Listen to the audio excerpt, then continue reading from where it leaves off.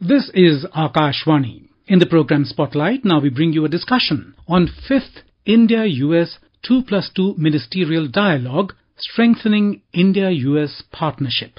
The participants are Skand Ranjan Tayal, former diplomat, and Simran Sodhi, journalist. Today we are discussing the India-US +2 Ministerial Dialogue which took place in the capital. We had the US Secretary of State and Defense Secretary in Delhi meeting their Indian counterparts, and the dialogue has been termed as substantive by the Indian External Affairs Minister. Ambassador Tayal, when you look at this 2+2 Ministerial Dialogue which has taken place, how do you assess its significance and the fact that this has happened at a crucial time when the world is, we've had the Ukraine conflict going on for a while, and now we've had over a month of the Gaza conflict? It is very important about the timing and the content. First, with US, we of course have a comprehensive global strategic partnership. But this entire mechanism of 2+2 ministerial dialogue, where India's defense and external affairs minister interact with the defense and external affairs ministers of our closest strategic partners, is a very, very significant and important mechanism. And our listeners must note that with only 4 countries we have such a 2+2 dialogue, ministerial level. Of course, with the United States, then Australia, Japan, and Russia. With Russia, the first dialogue was held in 2021, and after that Russia got embroiled in the Ukraine conflict, so that second dialogue has not taken place. Now, in that background, this is the 5th India-US 2+2 dialogue, and this was initiated in 2018 when President Donald Trump was the president.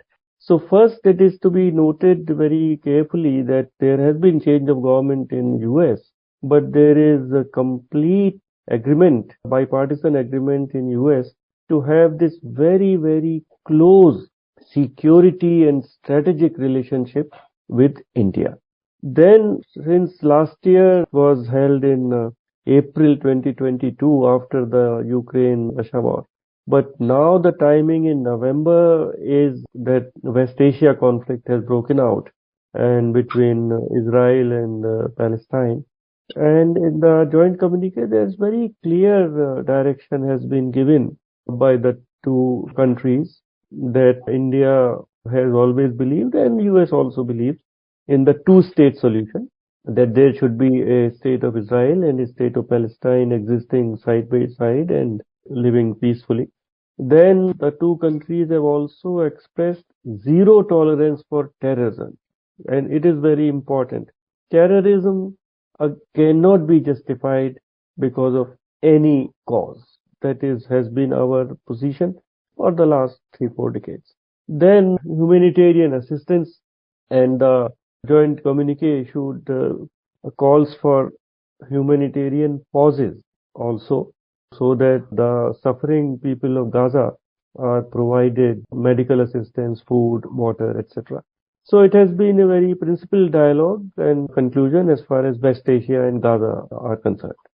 Ambassador Tayal, we also see that the issue of India-Canada ties in the backdrop of the recent tensions also came up, and we've seen that of late India and Canada's relationship has been tense. The point is that the US also shares a very close and old relationship with Canada. And how do you see this playing out as far as the India-US relationship is concerned? Because for the US, of course, there is this great strengthening of ties with India, but it also looks to Canada as an old partner.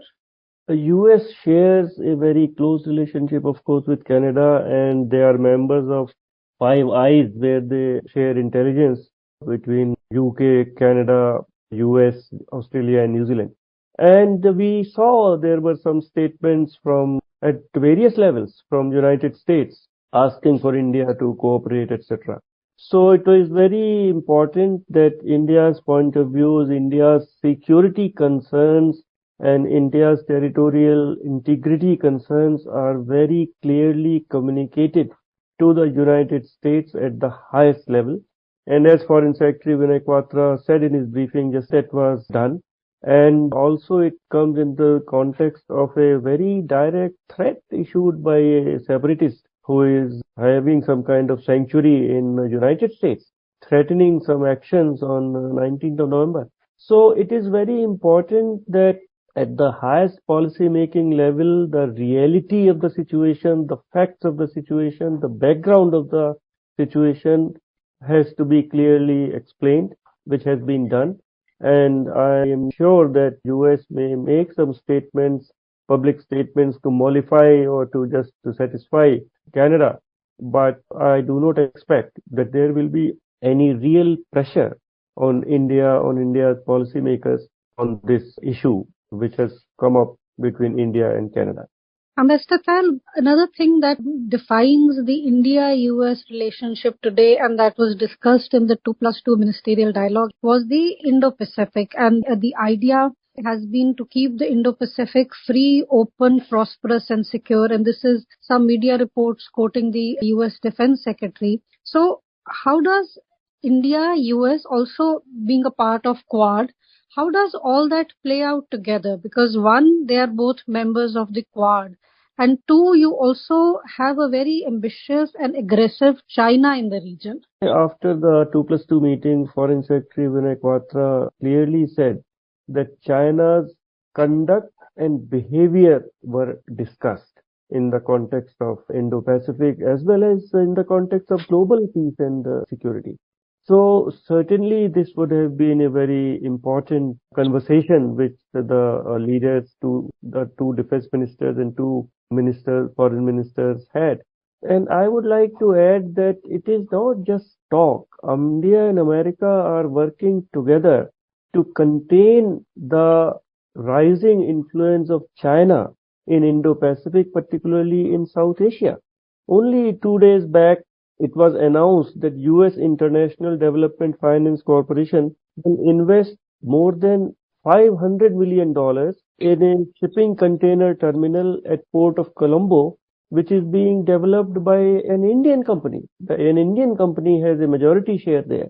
And that is to give a counterpoise to the Chinese investments in ports in Sri Lanka. So when we tell Sri Lanka that beware of Chinese investments, they are debt trap, but then they are looking for investments. So India and US have come together to offer them an alternative.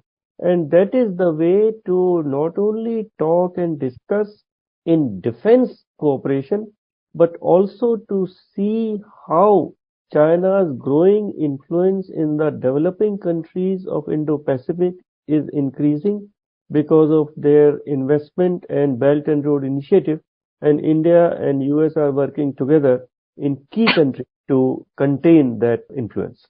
Ambassador Tayal, we see that the discussions they've featured on the bilateral defense cooperation, space as the next area of collaboration, semiconductors as the next growth sector between the two countries. And the External Affairs Minister also, he posted on X, formerly Twitter, and he said that our agenda covered advancing our strategic partnership, including elevating our defense ties, moving forward in space and technology, future logistics cooperation, and people-to-people contacts. We also see that later in the day, both the US Secretary of State and Defense also met Prime Minister Narendra Modi here. How do you see these new areas of cooperation which have opened between India and the US taking this relationship forward? Because it is evident that even President Joe Biden has emphasized and he's also been really upbeat about the India-US relationship. You are very right. The roadmap for the future cooperation between India and the United States was really laid out in great detail when Prime Minister Narendra Modi had a very successful state visit to United States in June this year. And now it is being fleshed out and more work is being done by the ministers. And what is very important was in the Defense Secretary Austin's remarks that there is effort to integrate defense industrial bases of the two countries.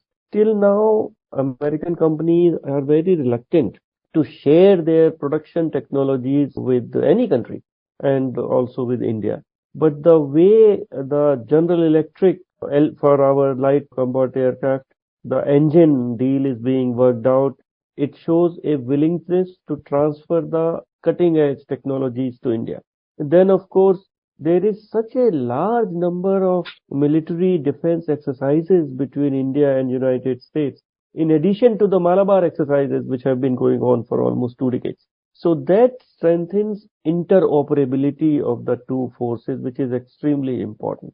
And the third very important development which has happened is that America as a government and American entities are willing to share cutting edge technologies with India.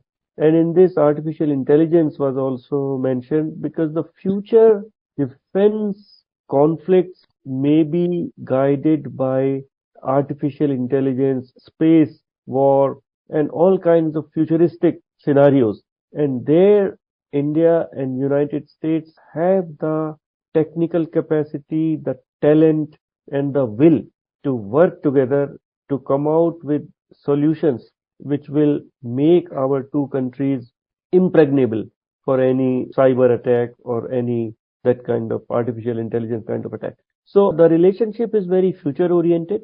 It does not deal only with the existing challenges, but peeps into the future and prepares the two countries to deal with the threats of the future.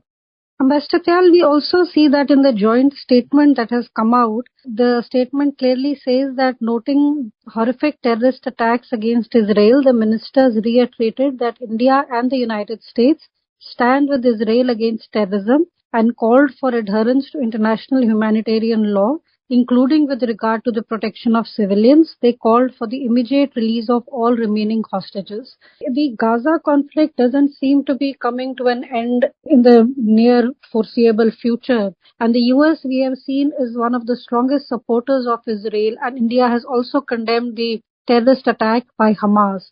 Do you feel that going forward, India can play a stronger, more vital role in resolving this thing? And is it also a common ground today for India and the US when it comes to the Middle East? There are 2-3 issues here. One, as far as India's policy in the Middle East is concerned, it is based on common development and growth. And there was an attempt to include Israel also in this endeavor. And we recall the October 2021 I2U2, where India, Israel, United States, and UAE were coming together for economic projects. Then at the G20 summit in Delhi in September, India, Middle East, Europe transport corridor was announced. That also included Haifa port in Israel. So India's policy in West Asia is very much being implemented in coordination with the United States. And that is also to give an alternative to the BRI, the Belt and Road Initiative of China, that there should be alternative transport corridors which are more amenable to India's interest. But these are long-term projects. And as far as Palestine-Israel conflict is concerned, it is very clear that India and United States both are friends of Israel, and any terrorist attack is to be condemned. Number two, both the countries are also for a two-state solution, that there should also be a state of Palestine. And number three, that there should be no humanitarian casualties, and international humanitarian law should be respected by all sides.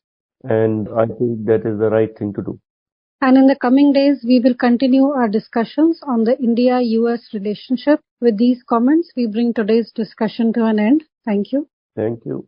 You were listening to a discussion on 5th India-US 2+2 Ministerial Dialogue, Strengthening India-US Partnership. The participants were Skand Ranjan Tayal, former diplomat, and Simran Sodhi, journalist. This program was produced and presented by the News Services Division of Akashvani. You can listen to this on our mobile app, News on AIR. This program is also available on our YouTube channel, News on AIR Official.